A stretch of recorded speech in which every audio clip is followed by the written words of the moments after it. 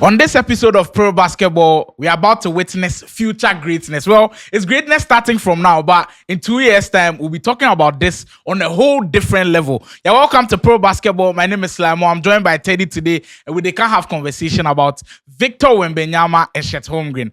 The one I said about earlier, Victor Wembeanyama, we expected this. We knew he was going to be great, but this is coming at a faster rate. The way he's playing against these guys, in the next few years, we could be talking about this guy entering into MVP conversations, entering into GOAT debates. I've already seen people have that conversation. But Teddy, the Rookie of the Year debate, in fact, when the season started, it was Chet, Wemby, and then Jaime Jaquez. Now, Jaime Jaquez definitely out of the conversation. These two, the front runners for the conversation. Where do you think it's headed now after they've played themselves for 3 times now? Chet has won 2 games. Of course, his team is much better, and then Wemby has won 1. Where are you at with the Rookie of the Year race? For me right now, it's more of Wemby because, you see, when you watch Wemby, it's his defense that stands out. And there's not just defense, but he gives you a little bit of offense. And sometimes when you watch him, you see the potential there. On defense, since he came into the league, he was playing the 4 with Zach Collins at the 5. But then now Zach Collins is out and he's playing the 5. So he's more of the rim protector. And then sometimes you see, you feel like you have the jump shot, but you don't have it. He blocks you. You think the ground he covers. You think the driving lanes are open for you. You drive, he recovers and then blocks Sometimes someone makes a backdoor cut. He thinks he has an open lane. Wemby turns and then blocks him. And when you challenge him at the rim, he blocks you. There was I think they played Minnesota this weekend. He blocked Rudy Gobert. He blocked Rudy Gobert, and then it bounced off to another player. You think Mike Conley thought he would get a reverse layup. He just took the ball from like, Charlie, you're not tall enough. Give me the ball back. And these are some of the things he does on defense. You're like, no.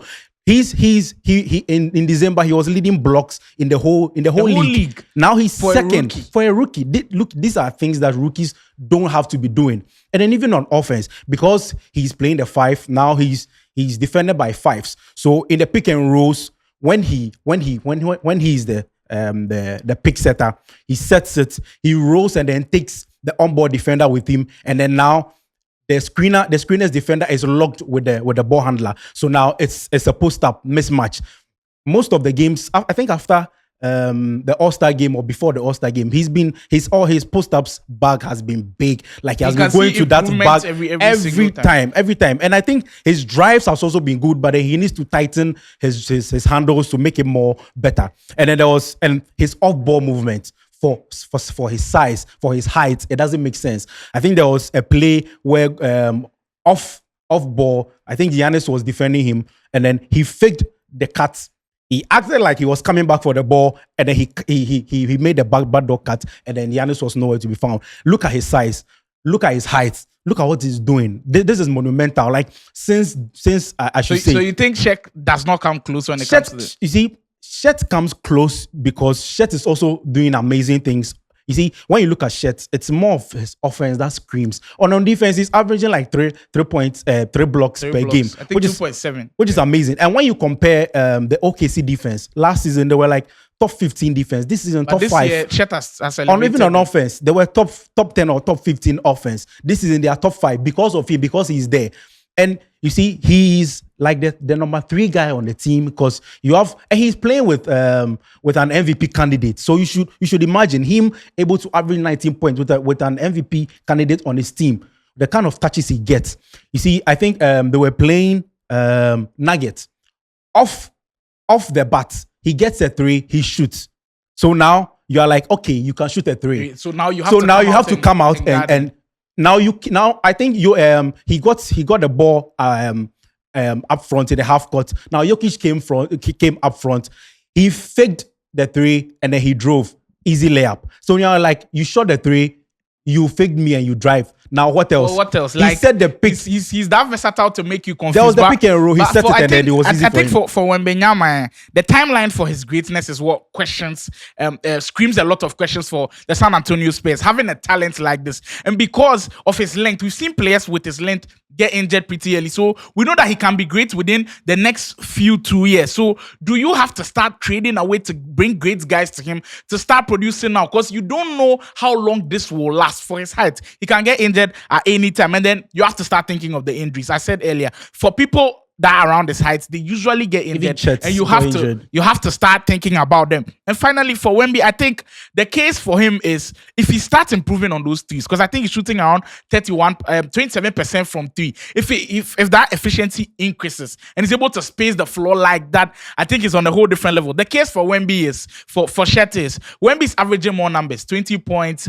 10 rebounds, and then for the blocks. But for Chet, he's more efficient. And to be efficient, come into your rookie season and be efficient on a championship contender. It's not an easy one. To play winning basketball for your very first season, it's not an easy one. Because if you look back the past few years, usually all the rookies come on losing situations. You take Banchero. He was on the Magic. They were losing. Of course, Scotty Barnes, Zion Williamson, Ja Morant, everybody you can think of, they were losing situations. But Chet came straight into a winning situation, taking shots, being efficient, and that is incredible. Trust even. You see, when you look at the OKC team, this being his first season, there's this kind of trust because you shouldn't be able to you shouldn't be able to do the things you are doing because this is your first season. Most rookies, when they come, it takes time to build that trust. But for him, because of things he's doing, they're like, okay, we can trust you.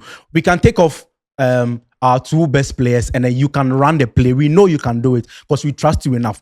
And with Wemby, I'm happy he's able to have this first season for himself and he's doing amazingly because most of the rookies don't have this time period to get more reps. So now you know what to do in drives. You're making all the mistakes now. So next year, you know what to do. Do you think because Chet is on a very good team and they are winning games, that's a knock on his record? Because we know for the Rookie of the Year and other awards, it's narrative. So the narrative will be like, you're on a good team. They are creating for you. Yes. They are doing stuff for you. But his ability to elevate them to next level defense should be considered. Do you think that's a knock on him? Do you feel like that is going to play more into Wemby's hands? That's a big knock on him because first of all, he's not the first option, not the second option. He's the third option. And then mostly, even when he's not on the floor, they are still winning. But when you look at Wemby's situation, when he's out, the Wemby minutes, it's so, you can see it's there. When he's off, they are losing. When he comes back, they are winning. Even on offense and on defense, it's there. And like you said, NBA is narratives. Look at Wemby. He came. The team is not good, but he is able to elevate them to another level. But when you say he's elevating them to another level, it's not.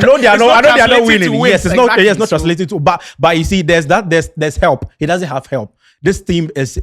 But that's what I'm trying to say. Wemby, he's playing so great now that you have to start like chipping in and then getting something now. So you see people put in the trade ideas for maybe Trae Young and everything. But do they have the assets right now? Because this year they are in a losing situation. So they'll definitely go into the draft, getting somebody high, and then for the 2024 draft, and we'll see who they get. If they're able to package something like that for maybe a Trae Young, I think that would be excellent. But what they lose could also be crucial. So why are you on the Rookie of the Year race? Do you think Wemby is winning it now? Wemby is clear. Wemby has been. I said it in our first talk about this rookie thing. Wemby has been clear from day one to now. He has proved it. Look, the things he's doing. Look, he can even be considered for Defensive Player of the Year. If you look at the Defensive Player of the Year rankings, I think there's Rudy Gobert. There's Wembeanyama. He's there in blocks. He's there in rebounds. He's there in everything defense. Like you can argue for him, maybe top 2. You can argue for him. That's how great he is. And even on offense, the things he's doing compared to when he came in now, he's been better. So it's